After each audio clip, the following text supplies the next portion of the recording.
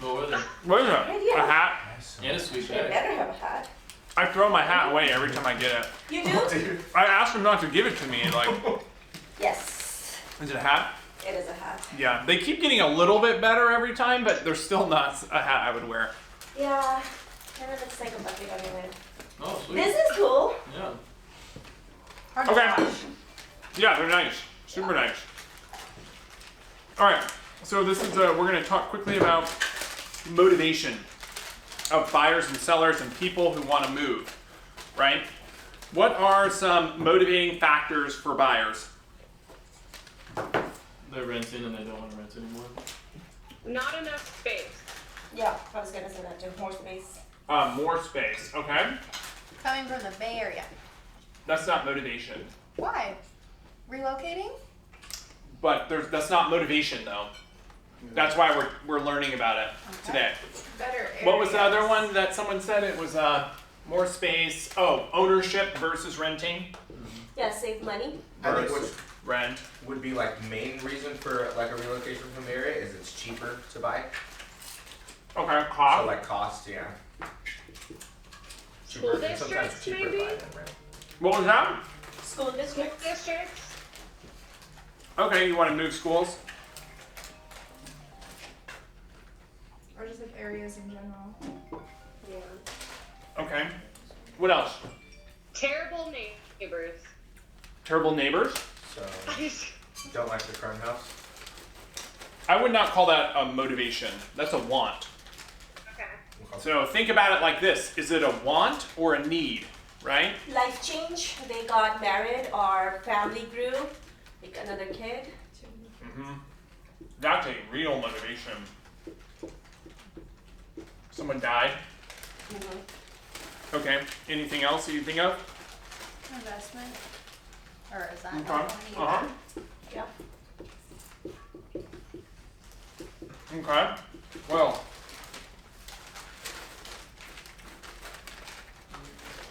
Anything else? No? Kyle? No? You think that covers all of it? Probably not, but nothing else has come to mind. Nothing that you can think of? Okay. Sellers.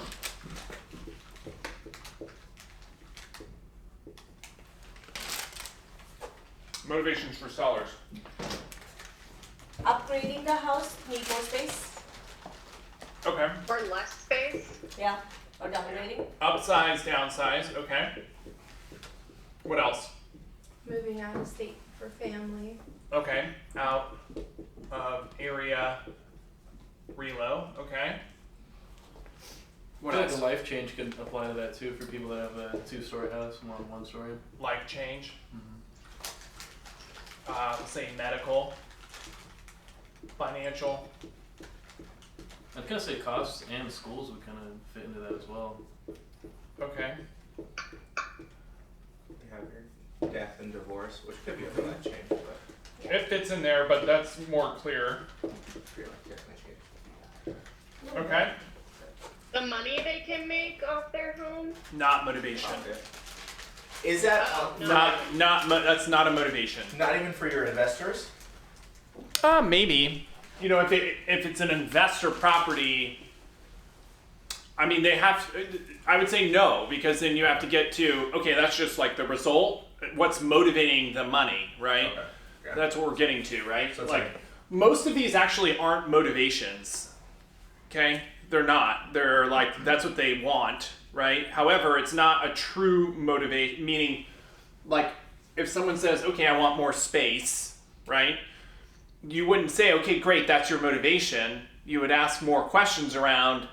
Okay, well, tell me more. Why do you need more space? Oh, we just want like a bigger yard, right?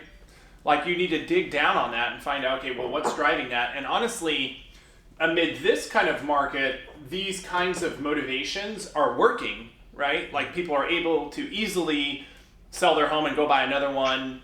Costs are really cheap. There's high motivation to move and there's a lot of certainty around real estate. But before COVID, these were not clear motivating factors to get someone to buy or sell. It was death, divorce, right? Financial, out of state. They were like if they were moving, they like needed to move, right? And buyers, same thing. Like entry-level buyers, it's always like a want, right? I would love to own my own home, right? But beyond that, there's always a motivating factor that would cause someone to move. COVID has just created this, like, there's a lot of equity. It makes it easier. It's not as expensive, right? Everyone has more money, it feels like. So they're a lot less loose on the motivating factors or the reasons to buy and sell. But that doesn't mean we don't want to get very clear on why they want to do this, because it's going to allow us to get into rapport with the customer, right? Because once we find out the motivating factor, we can ask all kinds of questions around the motivating factor, so we can really get to know them better. And if we're setting an appointment with someone, we need to clearly know what the motivating factor is, right? And I would interrogate all the appointments that we've set. If you truly know what is the true underlying motivation of all the appointments that are set, I'd guess that like a majority of them were not super clear on the actual motivating factor. We're setting the appointment because they say they are interested, but we're not super clear on like why, right? Like they say they want to buy, they give us a budget and all that, but if we got super clear on motivation, we'd be able to have a much more informed appointment, and we would have much higher conversion. Because if you look at our met appointments versus signed conversion, it's in the 30 percentile, right? And that tells me that we're setting appointments with customers and we're not clear on their motivation, or we're setting appointments with customers that have low intent, right? Or we're not closing for the appointment on the appointment itself. Does that make sense? I would lean on we're setting appointments with people we're not clear on the motivation, and they're not signing because they're not motivated yet, right? And this is going to help us set better high quality appointments. Does that make sense? Yeah. Okay, so nothing else that someone wants to add to that?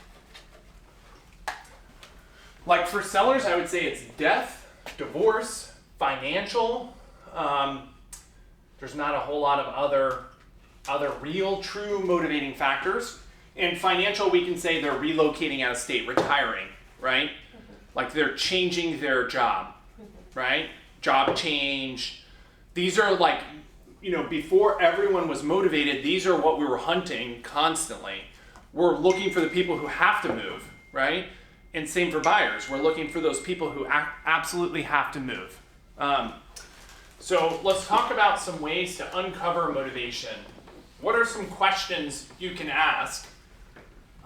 Let's just say it's a buyer. What are some questions you ask to uncover like motivation, true motivation? That's loud. One of the questions that I have a good success with is, why is now a good time for you to buy a home? Okay. Why now? Okay. And they'll usually kind of uncover for you themselves why now is a good time. Yeah, the answer is always a paragraph versus just a line or a word. That tells me that they actually are digging deep. Yeah, versus like, when do you want to move? Yeah, we were talking about that on our role play today. Rather than having kind of open-ended questions, right? Being very direct with the question. That way you're steering the response, right? You already kind of know what they're going to say to that response, right? What's another question you can ask to uncover motivation? What's driving you to that area? What's driving you to that area? Okay.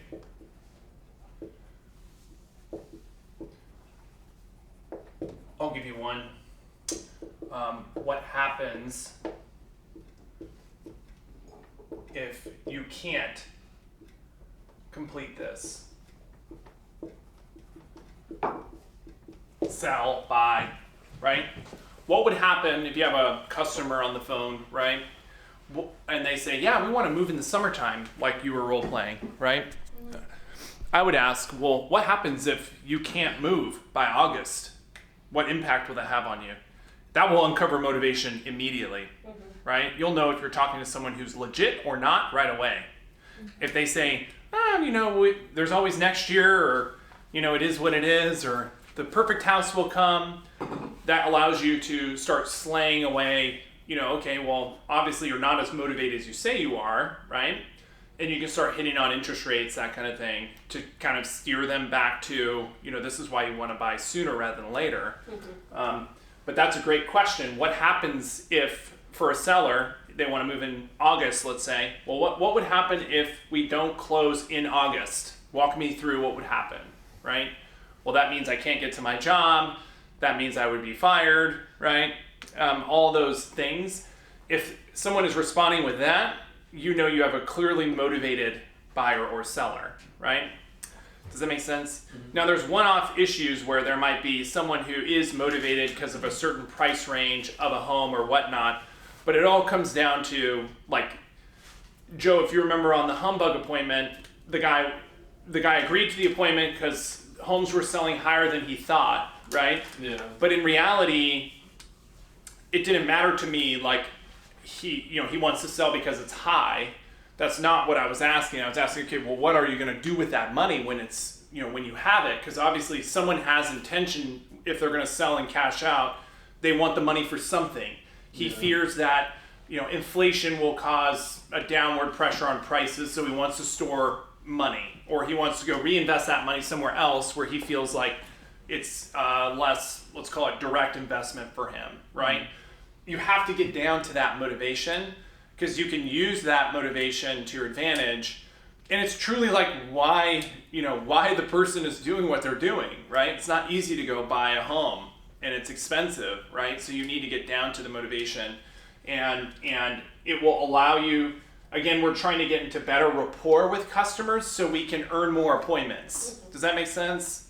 The better you are on the phones at uncovering motivation, the more appointments you will set. I can assure you that, because they're going to open up to you. They're going to be honest with you about their motivation, and that's going to lead to them agreeing to meet with you so you can help uncover, okay, that, you want to do this, we can show you a path to that, right? Mm-hmm. What's another good question to uncover motivation if they're not quickly giving it to you?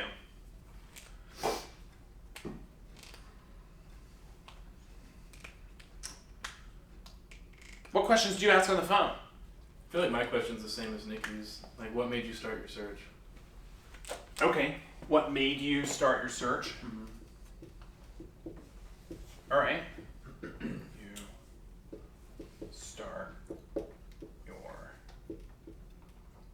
Okay, well, what if I say, I just always kind of wanted to buy a home? Mm-hmm. What do you say to that? I mean, usually I'm like, okay, you probably always wanted to buy a home, but what made you put in your information today? Yeah. To get on the phone with someone and actually, have a conversation about it. Well, I didn't think you were going to call me. I didn't want you to call me, but, so, just wanting to buy or sell is not clear, right? So, for example, there was a guy I met on an appointment yesterday. He submitted a home valuation a few months ago, 6 months ago maybe, and I've just been hammering on him ever since. And he's never answered the phone, but he communicates by email. And he's never given me the motivation. I knew that he's buying a new home. He did say that, but he doesn't want to sell until summertime, August. And he didn't want to meet, because I was trying to get him to meet right away, saying well, if you're buying a new home, you're closing in August, we should start in January, right? So eventually, after 4 months of me asking, he finally let me come meet him. And when I could actually sit down with him, I found out his true motivation is, he's buying a new home, and he really just wants to sell the home to an open door style. He does not want to list the house. He doesn't care if he leaves a little money on the table. His true motivation is, I want a simple sale that is guaranteed, and I don't care if I have to walk away from $50,000 in equity to do that, right?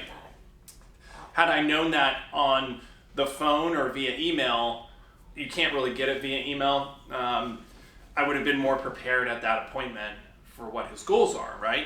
And you might think, well, what's motivating that guy to not want to try to get top dollar for his home in the Parkway that would sell in 20 seconds, right? But again, it comes back to everyone has their motivation, right? the guy already talked to Zillow last year. He talked to Open Door last year. He's been considering this for a while, you know, and that's something that I feel like I could have easily uncovered if I got him on the phone, right? Doesn't mean I don't still set the appointment and go out there, because, you know, I planted that seed that like, hey, we can give you an offer, or I'm also going to compare it to like what you can list it for, right? But his true motivation is he's got kids. He doesn't want to have to deal or hassle with showings, and a bunch of his friends sold to Zillow last year, so he wants to do it too, right? So that's the true underlying motivation that he didn't tell anyone, you know, for the last 4 months as they follow up with him. You know, he just wants it convenient, simple, and easy, right? Any other questions you think we can ask? What will this move do for you, right? What do you envision happening next in your life? Like, how will it impact you positively? How does this move?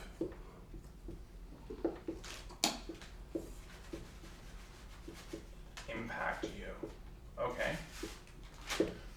That's a pretty good question. That would, you know, that would cause them to open up and start asking you, like at least opening up like real conversation, right? What we're trying to get away from with this, guys, is kind of working down, because the phone calls kind of go the same after a while. Like, what brought you to our website, right? Why are you on our website? You know, and what kind of home are you looking for? Are you pre-approved, right? How long have you been looking in the area? Like these same canned questions over and over again, and you need to, like, that works. It's a model that works. However, it won't work to the extent that each of you wants to succeed, let's say, right? Like if you want really, really good success at converting any customer, whether it's an open house or an internet lead, you need to get into real rapport with that customer on the phone, right? And you need to uncover the true underlying motivation. Make sense? I love the question of what happens if you can't buy by August. Tell me what happens, right? First-time home buyers is a little tough because they're not really affected, right? They might say, well, I have to renew my lease, right? And then you can kind of share with them, like, let's just talk about buyers, right? What I would do, because, you know, oftentimes they're first-time home buyers, right? They've never owned. Let's say it's a first-time buyer. And the motivation for most is they want to own, right? They have this dream of home ownership, okay? But that's not, there's nothing really to tie it to other than we hope that they're really invested in that dream of home ownership, because if they're not going to buy, right? However, there are some things that we can do to help, like, give us power in that situation to like help them see how powerful home ownership really is, right? So if someone did say, you did call and say, hey, what brought you to our website? Why are you looking at homes, right? And they say, oh, I've always wanted to own a home. And you say, great, you know, tell me more about that, right? What does that mean to you? You know, I would ask, tell me more about that. And they might have various reasons that they want to own, right? Like, I want to control my costs, right? Or it's very rare about that. They usually just say, I've always wanted to own a home, right? That's like what everyone should do. You know, I'm told that I should invest in a home, right? Well, the best way to uncover that motivation and truly make them motivated is to show them the cost of home ownership, right? Meaning like the opportunity cost as they're not owning. Does that make sense? Mm-hmm. And right now it's super easy. You can say, hey, in between 2020 and 2022, we've seen, you know, 35 to 45% increase in equity, right? Super easy. Like, they've been renting, they say, you know, you kind of work through your LP Mama, and they say, I've been renting for 5 years, right? I would ask them, okay, well, and this will get you into rapport quickly, you know, how much is your rent, right? They say, oh, it's $2,000, let's say. I would do the math of what's 2,000 times 12? That's 24,000 times 5, 100 and whatever that is. 150K, 24,000 times 5. It's right under. Oh yeah, like 120. Something. Let's just say it's 125,000. Okay. So I would tell if that you ask a first-time home buyer, what's your motivation? They say, I just want to own. Right? It's my dream. Tell me more about that. What does that mean to you? Uncover that and just say, well, give me more information about your rental, right? They say, I've been renting for 5 years. They're 26 or whatever it is. And they say they're paying about $2,000 a month.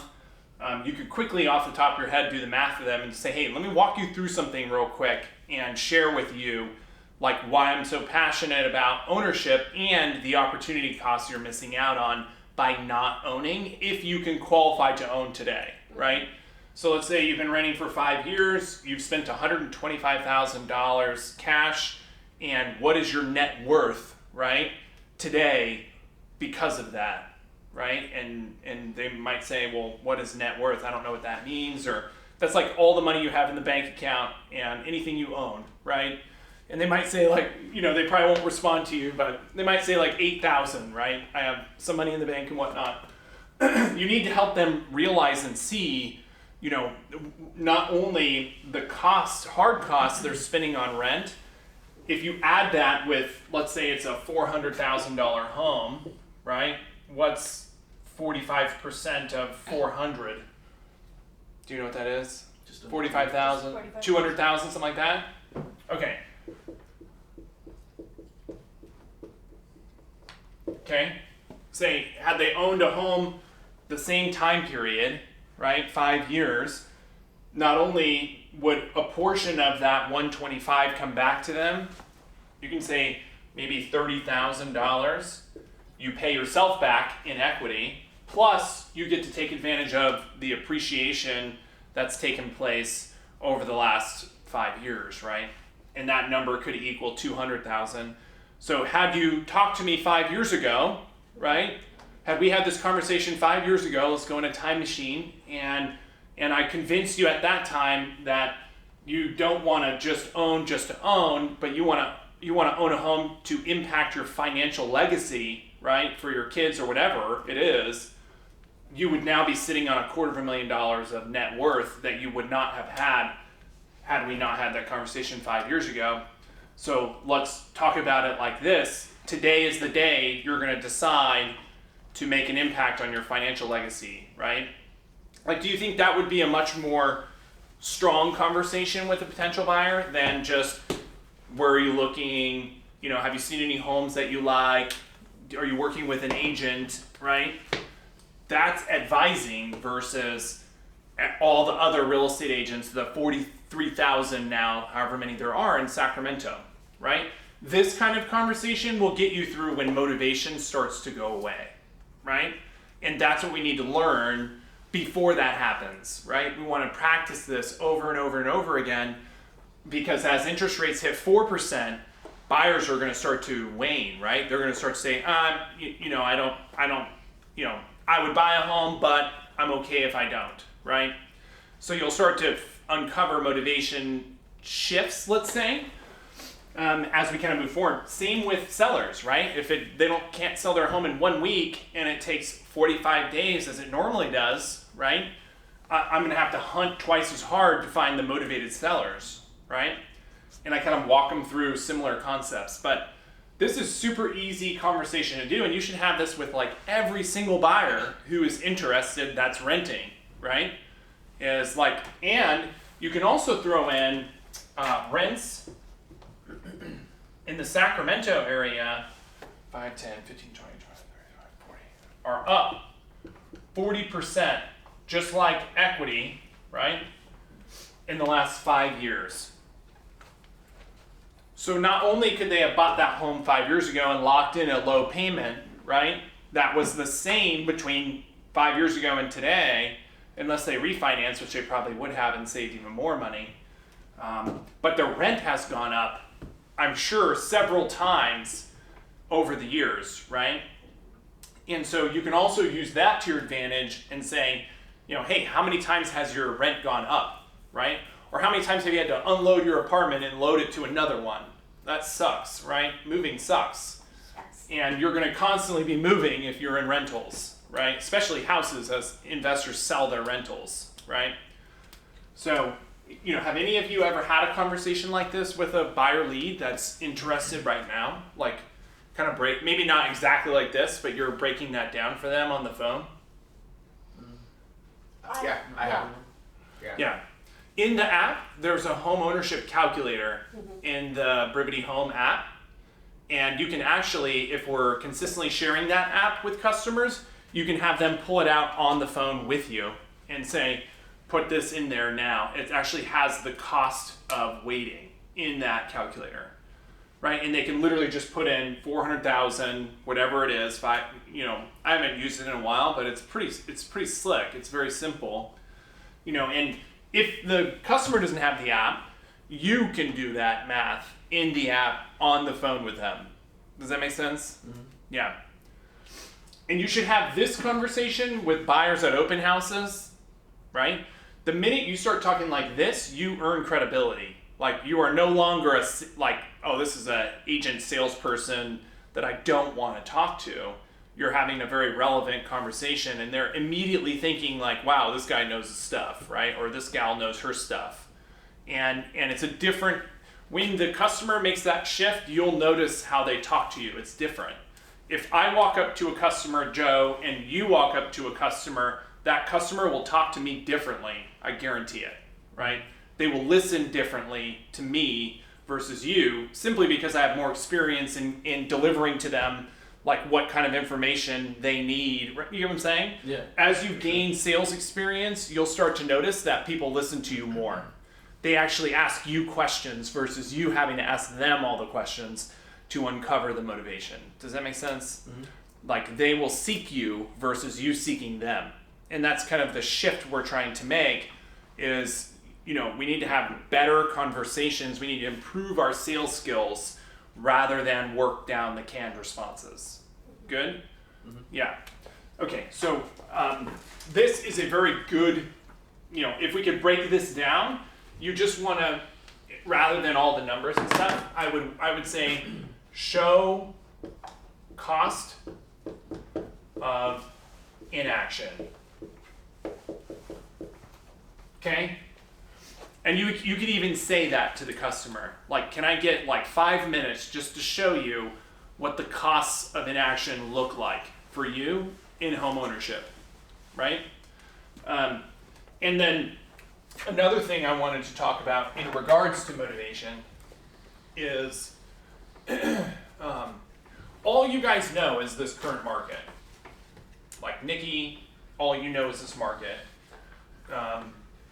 All the rest of you, definitely, all you know is like what it's like right now, right? Like, that's all you've ever been part of, right? Nick, you got a year and a half, 2 years in like what I would call a slower market for sure. And definitely in 2019, it was slowing down substantially. Like, it was on its way to starting to I would call it like crest, where we had reached the top of the market and everything was slowing down, and then COVID happened. And then all of this happened, right? So you don't know any different. It's like a kid that doesn't know, it's the only way they've ever done it, let's call it. But there will come a time as interest rates go up, and that's guaranteed. Like, there's no doubt about it. The Feds are going to meet again, and rates are climbing more rapidly than they anticipated. So if you had your buyers right now check their interest rates, I mean, it's like 3.7, like close to 4%, right? We're almost hitting 4% again. I'm sure by summertime, we're going to be there, like even over 4%, 4.25%. And then come like April, they're going to start to put secondary fee. They're increasing fees on second homes and investment properties, and they're increasing interest rates to control. They just don't want so many people buying second homes, the whole Airbnb thing, right? They're trying to control how many people are buying. Everyone thinks they're really smart right now, and Airbnbs are going to make them super wealthy, right? So the reason I'm telling you this is we need to be prepared and try to combat buyers when they find out rates Because like when a buyer comes in today, they're still thinking, they always think like a year or two ago, right? Well, so I'll be battling sellers for years of my home should sell in 4 days and I should get 10 offers. My neighbor got 20 offers.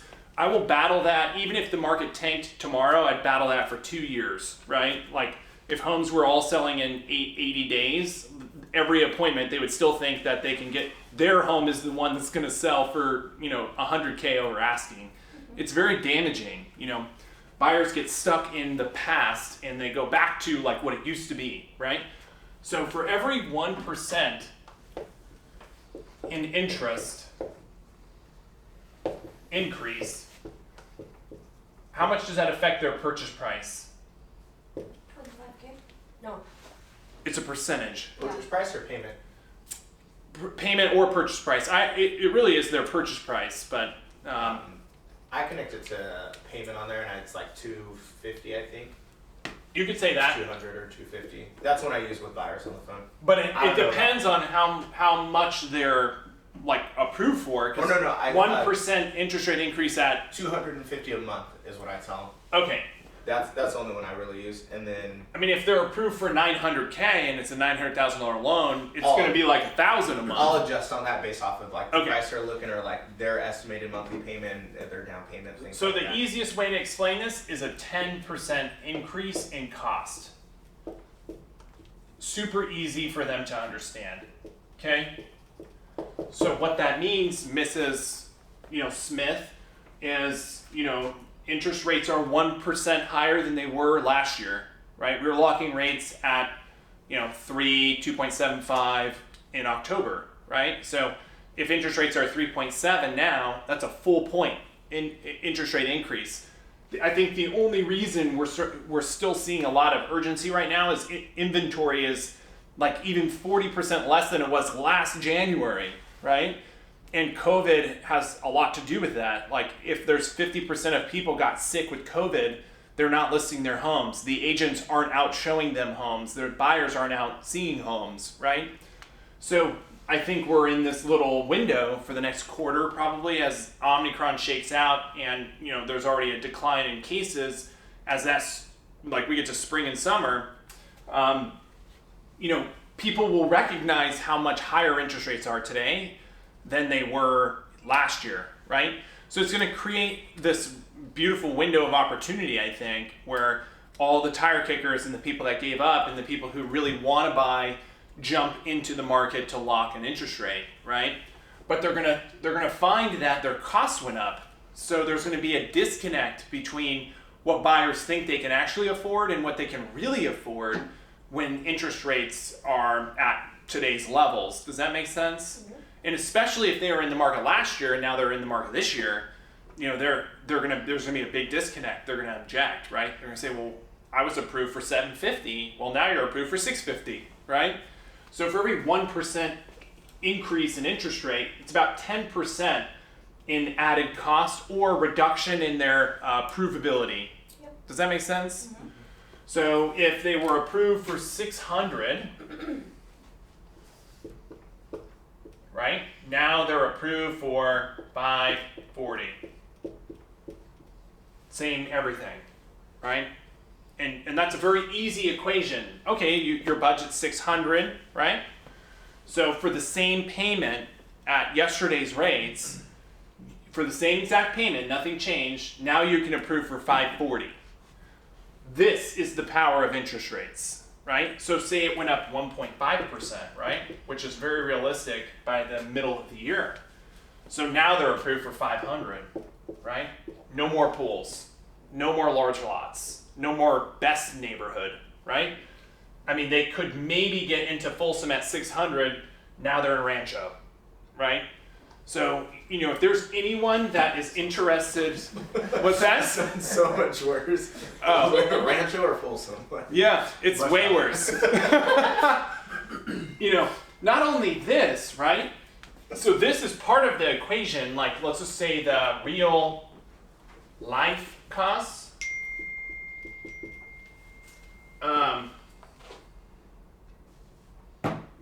Okay. So this is like the impact to them affordability wise, right? And so the way I look at it is like, again, along with the motivation and all those factors we talked about, if we have a buyer that or a seller that says, I would like to buy or sell, I'd immediately go to that whole thing spiel we just did. You should rewatch it 10 times and internalize it, right? Then I would go into this, specifically if it's a buyer. Like, tell me, Mr. Buyer, why in the world you're waiting if I can show you literally on paper how costly this is to you to wait. If you have this dream to buy, you have money in the bank to buy, what is stopping you from making a decision and doing it, right? And that will lead you back to the motivating factor, right? If they haven't given it to you yet, and then you do this, and then you go back to, so tell me, why are we not meeting today to talk about why you can buy? Because it's already costed you tens of thousands of dollars by waiting. I feel it's my fiduciary obligation to get you into a home now before it's too late or it costs more money. So tell me why you don't want to move forward now, right? Or has anyone else offered to sit down and show you this? Have you spoken to anyone at an open house or on the phone that has shown you this, let's call it path to ownership and or the opportunity cost of waiting, right?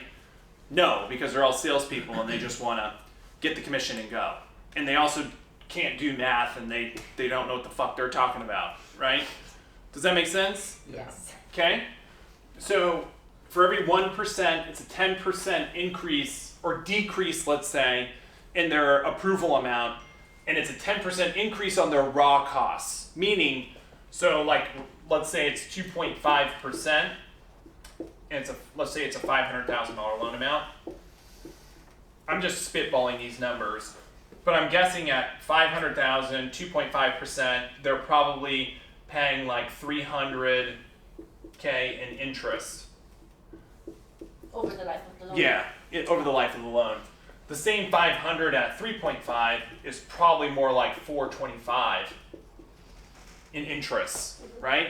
The same 500 at 4.5 is like 600,000,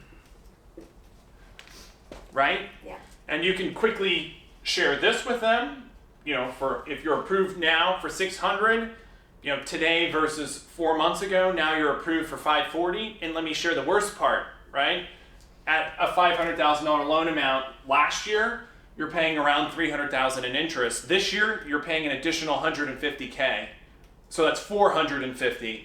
If it goes up the middle of the year or the end of the year, now you're paying $600. So you're actually paying more money in interest than the house is worth, right? So tell me again, let's go back, Mr. Buyer, again, why would I not, as a fiduciary, looking out for your best interests and your financial needs of your future family or your family, why would we not get together now and create a plan to buy? This is why there's 30 offers per home, right? Those buyers know what those buyers in the marketplace right now know how important it is to lock in this once in a lifetime opportunity, right? Different conversation than, why do you want to move? Why are you visiting our website? I see that you clicked on a home, right? You favorited a home. Can you tell me more about that, right? Like, you see the shift in like conversation, and this is not very hard to do, right? Like 1% interest, 10% decrease in purchase price, right? 1% interest, 10% cost. 1% interest, 10% cost. And then, you can spitball numbers in terms of interest, right? But it's very easy to go on an interest calculator and check out how much it actually costs, amortized over 30 years when interest rates are that much, higher, let's call it. So if rates went up 2%, it's costing them 20% more, right? And that impact is massive. Like, I have on my home, it's a jumbo loan, $700,000 loan. The difference at 2.5 versus what it was 3 years ago at like 4.75 is like $400,000 in interest. That's the only reason I did it, right? That's the only reason I decided to buy a home at that level, was like that savings and cost is substantial.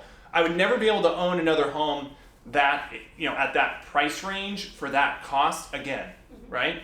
So it made it affordable compared to, let's call it today's interest rates or tomorrow's at 4.25 or 4.5, where that payment goes from $3,000 a month to $5,500, right?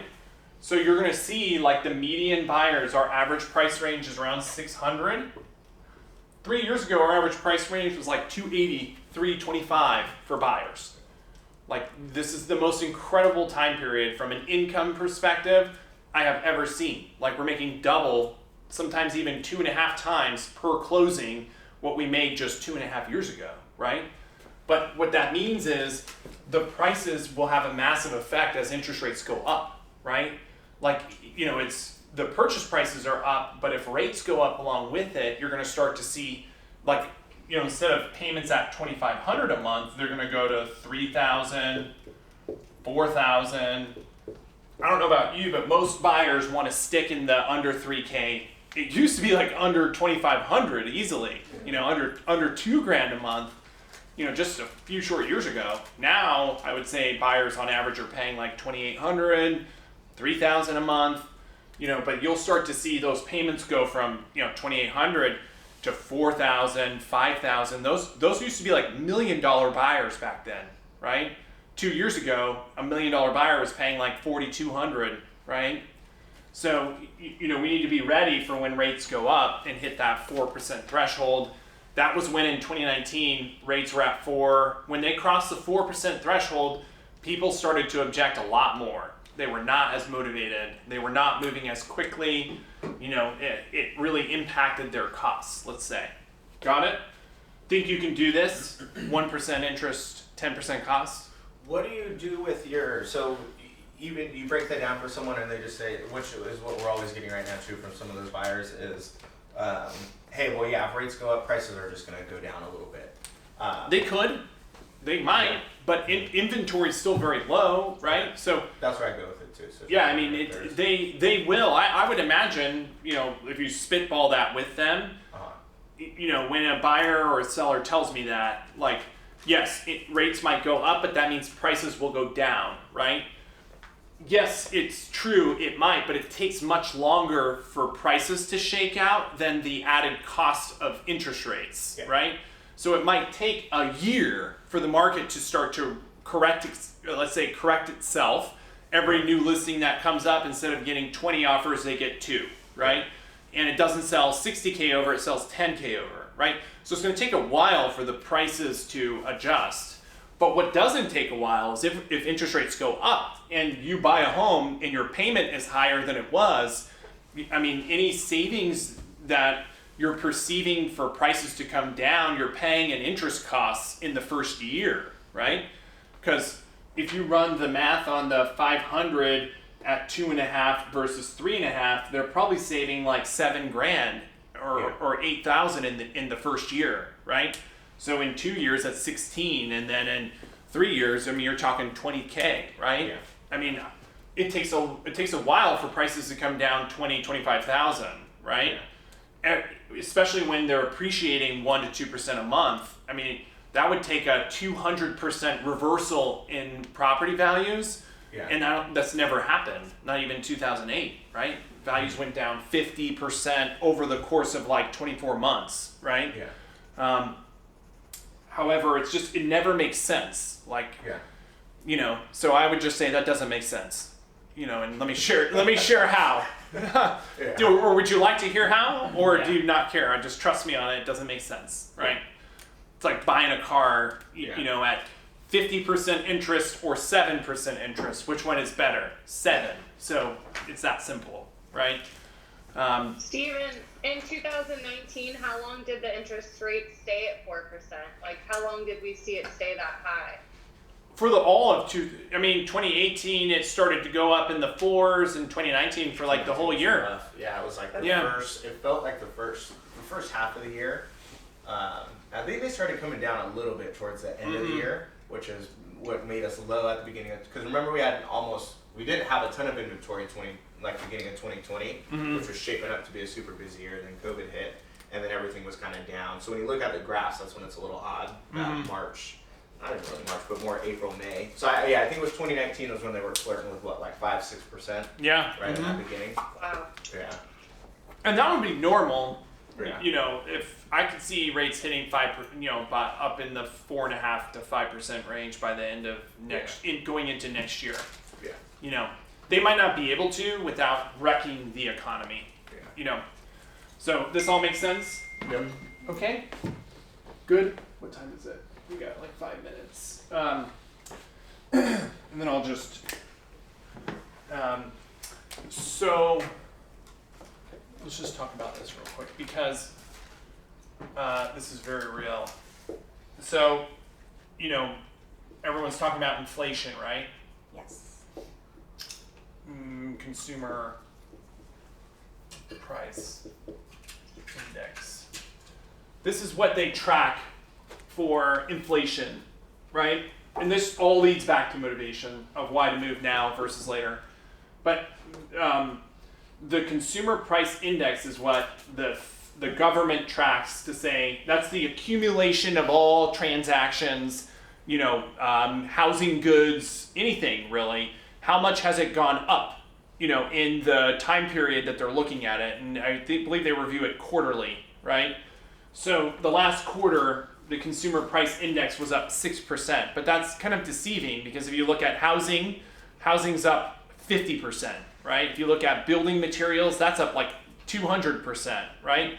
Cars, that's up like 50%. If you look at your used car value, it's insane. Mm-hmm. Like my car is worth what I paid for it with 100,000 miles. It's crazy. But if you sold it, you still have to go buy something else very expensive, right? So I'm getting into this because we should be preparing mentally, financially for what comes next, right? There is going to be a next, guys, and it will come, and it's going to happen fast, and you're going to need to be ready for it, right? I'm ready for it, but we'll need to be ready for it.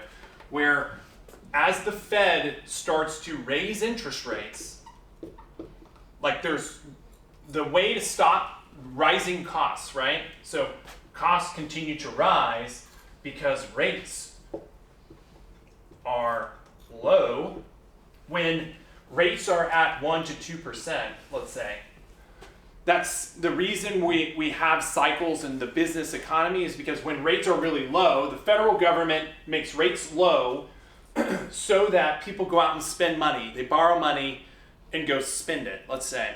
Entrepreneurs start businesses because they can get loans for 2%, but their business can give them a return of 10 or 20%. That's a good deal, right? So it creates all of this investment. That's why the stock market has gone crazy because companies, Open Door, Zillow, are borrowing money at 1% to 2% and going and making investments and growing like crazy, let's say, right? All these companies have seen rapid growth because money's so cheap, right? So it's like 40 to 50% of all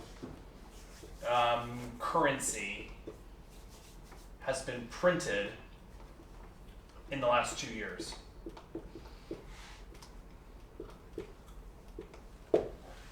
So that means before COVID, like the number of dollars, let's say, in circulation, meaning how many dollars are actually out there.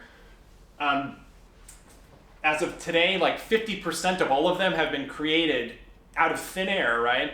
Created in the last 2 years, which is exactly why everything is more expensive because they just create these dollars, right? They're just like, okay, well, we're going to make 40 trillion more dollars, right? And then we're going to give it to everybody. Mm-hmm. But that has a cost because if you inject all of these dollars, it has to come from somewhere, right? Meaning like it's just getting circulated into the cost of everything.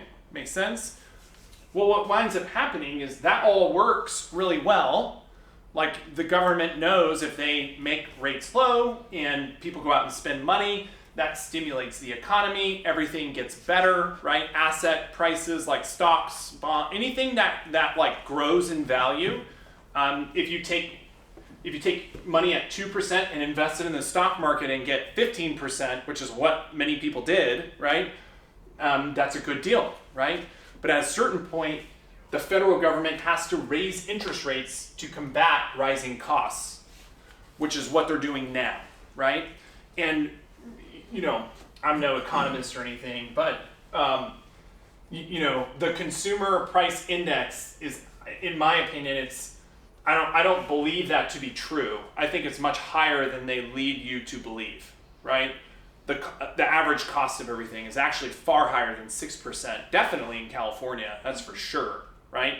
So, I think that we're in for the Feds having to increase interest rates faster than they are saying and faster than we anticipated. And if that happens, the reversal of motivation will happen very quickly, right? And, as rates go up, asset prices go down, right? Everything doesn't just continue. The mistakes people made in 2008 was assuming that just because it's an asset, it goes up forever, right? Housing, stock market, and I kind of feel that way right now.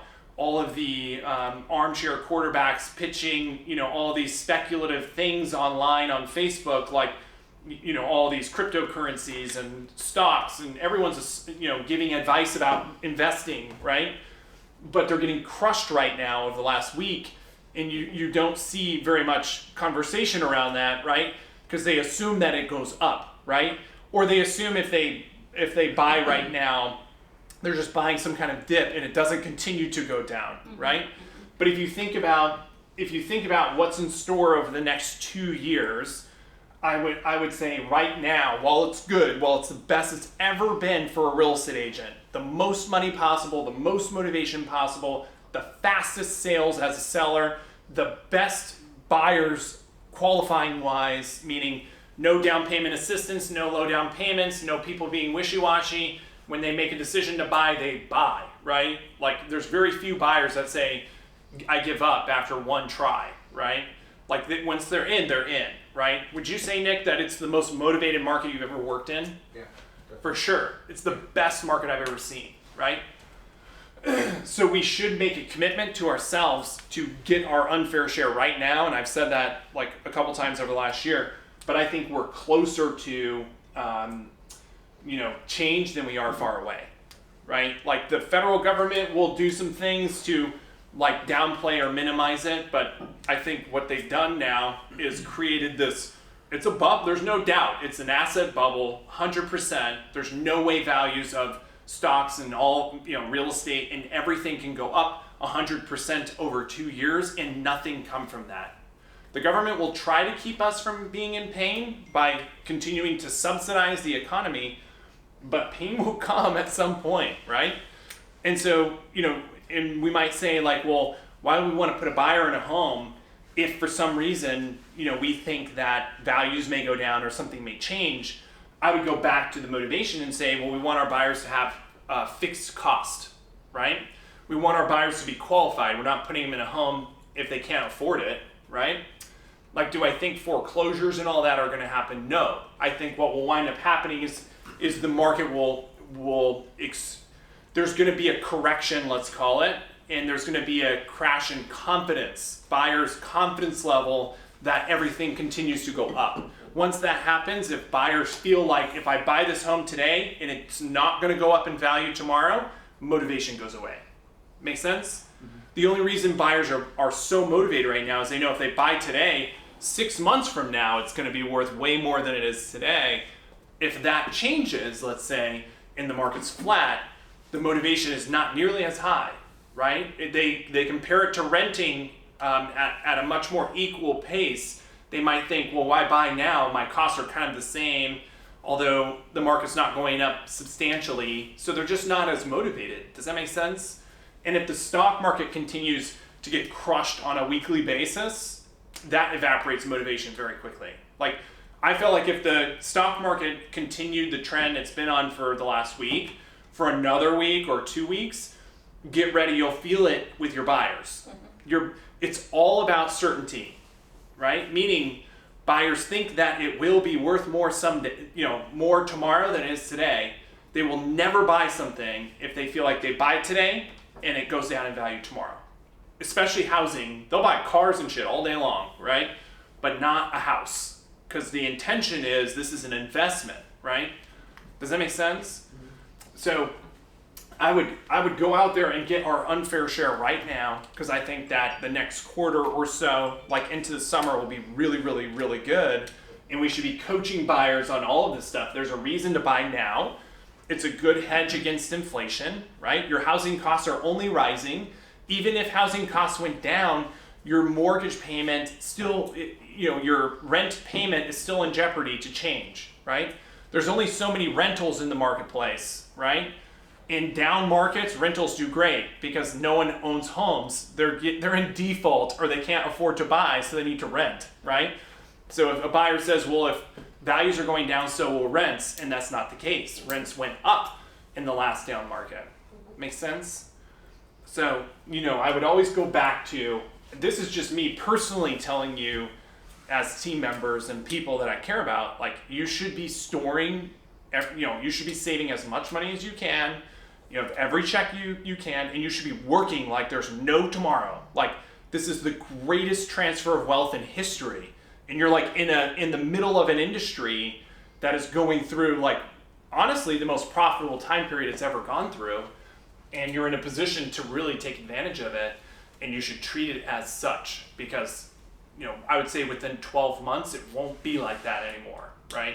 12 to 24 months it'll be different. It doesn't mean that there's not sales and we can sell real estate. Like I'm not saying that. I'm just saying like it won't be as good as it is today.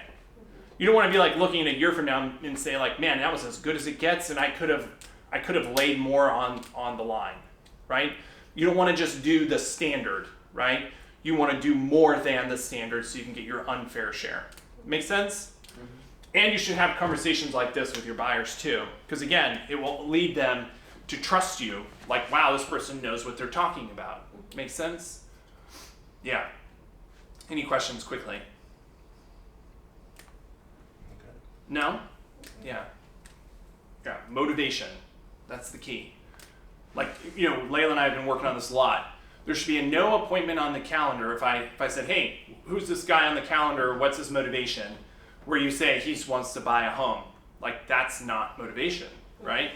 You got to get clear on it. And then, also you want to share that feedback back to Layla. If you go on an appointment and let's say you don't know the motivation before the appointment happens and you uncover it at the appointment, I want you to share it back to Layla and say, here's the questions I would have asked to get the motivation. Does that make sense? Mm-hmm. We're trying to work on like, having as much info before the appointment as possible. Mm-hmm. That way you're walking in and you know the true motivation of the buyer or seller or whatever it is, right? Before you get to that meeting so you can immediately start touching on it. Mm-hmm. Does that make sense? Yeah. Yeah. So, we want to share feedback back and forth. Okay? What do you want us to do if it just seems like they have no real motivation? Then why would you meet them? Well, right now I feel like I'm in a point to where I'm meeting anybody that'll meet with me. But, do I just move Well, that's into a problem. That is a problem. Every minute you're spending with someone who's not motivated is taking you away from prospecting to find someone who is, right? Well, you fall into the trap because meeting someone is easier than prospecting, right? Let's all face it. It's true. We'd rather meet with someone than prospect, period. That's why most agents fail, because they don't prospect, because they'd rather go out and do the shit that doesn't get them paid, right? Mm-hmm. So I would say, you have to get clear on the motivation, right? And if not, you just follow up with that lead consistently until they get clear on their own motivation, right? You can't motivate them. Okay. That's what I'm trying to get at. Like, we cannot create motivation, right? We can use motivation to help them get more motivated. Okay? Does that make sense?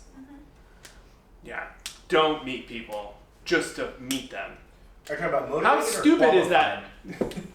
No, I'm not calling you stupid, No, but both just you say guys- that out loud again. No, like, both you I'm meeting guys- people, whoever would meet me. That'd be like if you're dating, right? Like, No. let's pretend you don't I have your was told fiance, to do it. and you're in the dating world, and you're like, I'll just date whoever wants to date me, you know?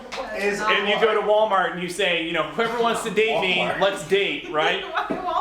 Because there are just crazy ass people at Walmart. No, you guys Walmart have both and told me Bishop. like while I'm new, like meet anybody that'll meet me because it gives me just experience doing like consults. It does. However, you also need to get paid, right? Yeah. And you're also at the level now you kind of know how to run a consultation. Oh. When I say okay, that, so I'm done. no, I've you're not done. graduated You're not done at all. It with takes meeting anybody. it takes 10,000 hours to master something, right? Have you spent 10,000 hours on consults yet? No. Close. Okay. So what I would say is you don't want to just meet anybody, right? When I say meet anybody, it's like anybody who has motivation, Yeah.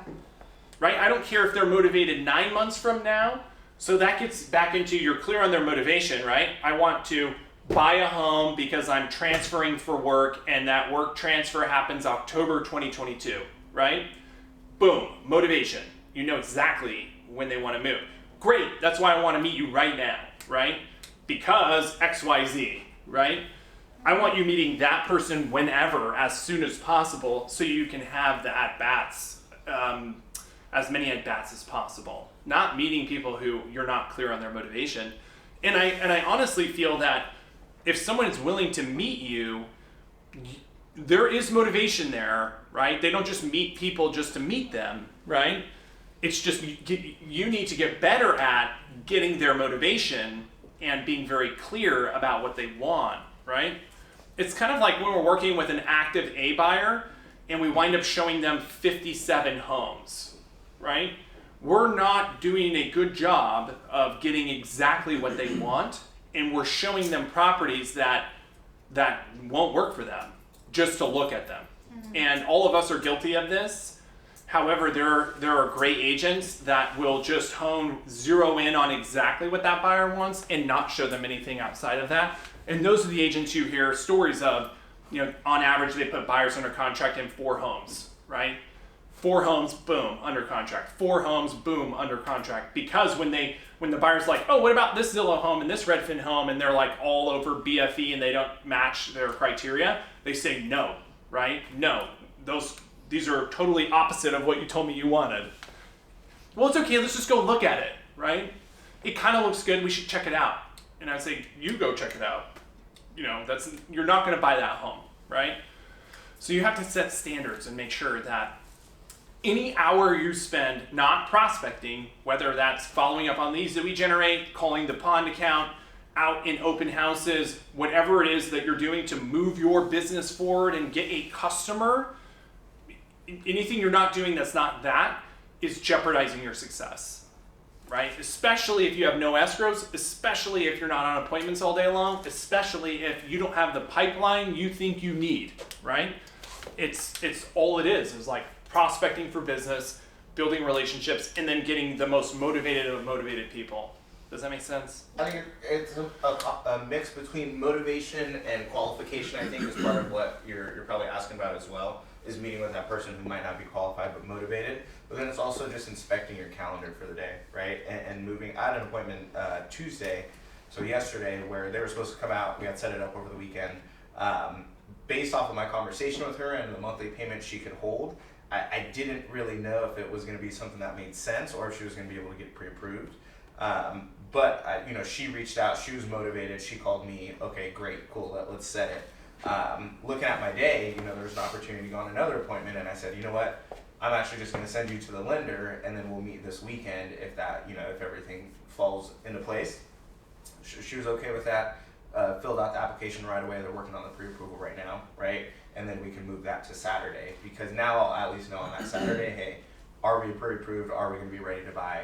So it's a mix of all of it. I'd say maybe set more than you definitely want to set more than you go on, right?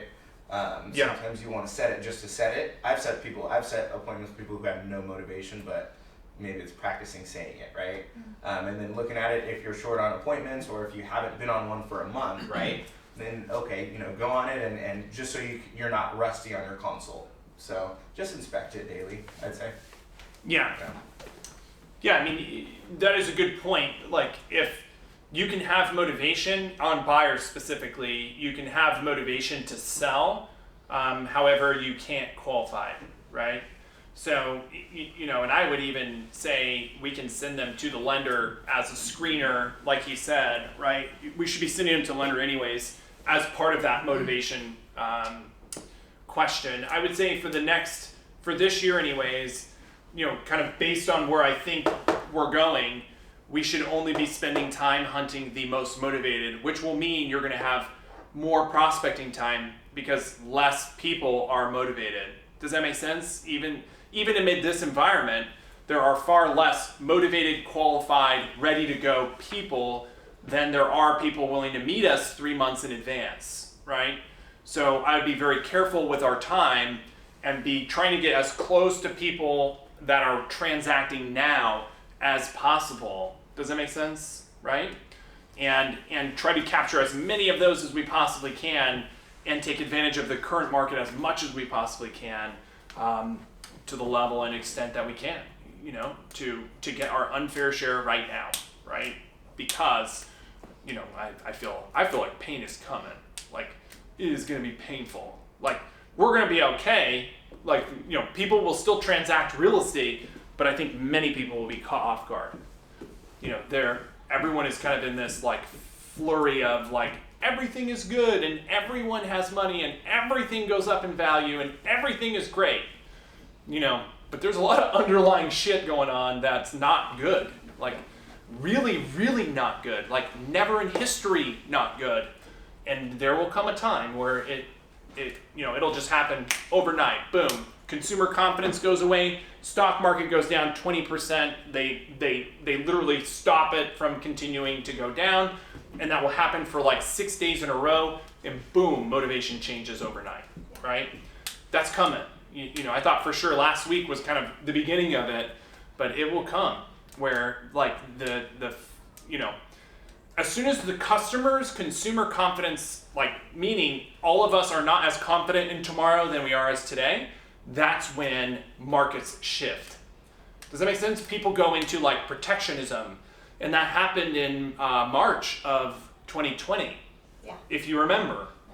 If you were here and you remember, we lost half of our deals, everyone froze. Banks' credit limits went way up, right? You had to have a 700 FICO. They weren't funding jumbo loans. I mean, we saw a little glimpse of what could happen, and it was really scary, right? It was like, holy shit, what could happen, right? Now, I don't think it's going to be like that bad. It'll be much slower, I think, like over time, but it will be like that. Requirements go up on loans, less motivated buyers are out there, right? They have to be death, divorce, something has to happen for them to want to move, not just like, hey, I want a pool, Yeah. because I can't get one for 2 years, so I want to get one right now, right? So I think that we should just feel super grateful we're in a position now where I feel like it's going to be a great beginning of the year. And we should go out and hunt like we've never hunted before, because I am, right? I'm going to be hunting like I've never hunted before this year. And I've been hunting like that for 2 years straight, but this year more importantly, because it is just so good right now. Make sense? Yeah. Yeah, and we should be slaying open houses right now. Yeah, all of you. Everyone who does, who is available and not slammed with buyers, you should be doing open houses. That's the standard. Get out there and do them. We have good listings coming up. You should do them. There are motivated buyers. There were 60 people through, how many people would you say came through Kidder? Like 60? 35 35 groups. Which means over 100 60. people. Yeah. Fucking A. That's not real. You guys only know this market. That's not real. That's insane. That's insane. I've never had 100 people come to an open house. I've never had 50 people come to an open house. Like 3 or 4 was a good open house, right? And if you're not stacking up open houses and you're not putting an escrow a weekend, I'm gonna make you do it, right? And if you're not, this is not the right team for you, right? So you get out there and do the work right now, because I'm gonna pump listings on the market for the next like 4 weeks, and we're gonna have great open houses, right? I mean, dude, you're slaying open houses. That's awesome. Like more than anybody, you're converting open house leads into closings, which is freaking awesome. Those start to change too. I can't tell you how many open houses I've done where nobody's come. Yeah. So like even just the fact that there's people there, you know. Dude, I mean, it's just yeah. awesome to see that you're doing the work, you're saying the right things to them, and yeah, we don't know if we're lucky or not, right? If 0 come or 50 come, it's just doing the work, right? And following up with the leads, right? And saying the right thing just to get the appointment, you know? And so, you know, keep doing the open houses, and you use some of the tools that I gave you today and start honing in your advisory role. Think of yourself as an advisor, not a real estate agent that's just slanging deals, right? You have to get the customer to trust you. Most of us are young, so they already distrust you, right? So we already have an uphill battle, you know, trying to win a customer as a younger agent, right? But start using the language that we went over today, and that will benefit you, I promise. Okay? And keep pushing those open houses. Like, you know, this is we're very lucky to have inventory. I mean, I'm getting blown up for open houses, meaning like, hey, can I hold an open house? Like every day, multiple people. And I tell them no, right? But this is huge opportunity, like huge. Humbug's gonna be really good. Platt's gonna be really good. Those are both $800,000, $900,000 homes, low inventory areas that are both super clean and great opportunities to get good buyers. What advice would you give around open houses again? I mean, I feel like the biggest thing I've noticed is taking notes immediately after I talk to people. That just makes it easier to next time you call to know exactly what you spoke about. You mean at the initial walk-in? Yeah, because I always try, like, obviously you're not going to get LP Mama when there's 10 people trying to walk through the door. Yep. But normally I'll have people that are kind of like standing around, so I'll engage in a conversation Mhm. and then immediately figure out their name and update their profile. That's smart. Yeah. Yeah. Or if you get any kind of snippet, put it in their details and whatnot so you know who you're talking to. For sure. Yeah. Did you set another appointment off of an open house lead from your Naxos. last open house? Yeah, Naxos, I actually just signed a buyer from there. Boom. Yeah. Again, every open, I mean, so it's not just by accident, right? So Joe is doing something at these open houses differently than everyone else because he is setting an appointment and signing agreements after each of his open houses. I want you guys to shadow him. Like, we should figure out what you're saying, or is it just you're just a nice guy and people like you, right? Because that could be it too, right? Yeah. Obviously, it's good open houses, lots of people, but every one of them, you're literally setting the appointment and signing them, which is not happening for everyone else, right? Like, we're following up with them, the leads that we get, but we're not turning them into appointments, and we're definitely not turning them into signed agreements. Of the hundreds of open house leads last year, they didn't turn into appointments or signed agreements, right? We did some of that last week, I think, during 411, was we went specifically to the ones that Joe had closed from those open houses and saw that follow up. And that, I think those were the key takeaways on those that did end up converting was, yes, the notes are in there like the second, you see it like 30 minutes after they sign in. So it's something that's that day. Yeah. The text goes out, and then the next day there's always some like reference to it or another text that goes out to that person specifically. So yeah, we like a manual text. Yeah, Yeah. right, manual text on there. That's what I'm saying. So the model that I've always like taught is, you know, you hit them that day, call them the next day, and I would be willing to bet that is the differentiator. That's it. Yeah. It's as simple as that. If you want to convert open house leads, you get the leads. You try to make contact the day after the open house. Be clear with all of your notes. The next day, make the calls, and I would bet that that's the one thing that you're doing consistently that's netting you appointments. Because I watch, and usually the appointments are like the following Monday are set, right? Mm-hmm. So you're following up that Monday, right, or Sunday, let's say, working those leads, getting their motivation, then securing the appointment. right? Yeah, it was drilled down to that, and then I think just the main difference of getting everybody to sign in, granted you're one or two that don't or fake info For or sure. something, versus like, hey, every other 2 people. Like this will one have to looks sign like a in. buyer, Yeah, this one. and that one looks like a buyer. This person will sign Yeah, in. They look nice. for sure. So I think that was another big difference was that even if you just look at Joe's open house, his leads per open house, I'm sure they're probably 50% higher than everybody else's, just because every single person is signing in. Yeah. And so what is the script to make sure that they do that? I usually just say the buyer or the seller's asking that everyone who comes Simple. by signs in. Simple. He'll, They don't he'll object. turn them away. Huh? He'll turn them away too if they don't. Yeah, if Yeah. they, It's if like they a give bouncer. like a huge You have to, objection, yeah. I'll say sorry, it's a requirement. Everyone else is signing in if I let you in. The people behind you won't sign in. And then if they give So you he's like, doing a bigger exactly what I logo, told him to Yeah. do. I relate it to remember. So I know everyone thinks I'm a hard ass, but he's doing exactly what I told him to do and winning with that strategy, Yeah. right? And there's a reason that I like try to guide you guys on doing it a way is because that way works, right? That's not Steve's way. Someone taught me that way, and I did that way, and it worked. So I'm teaching you that way, and it should work.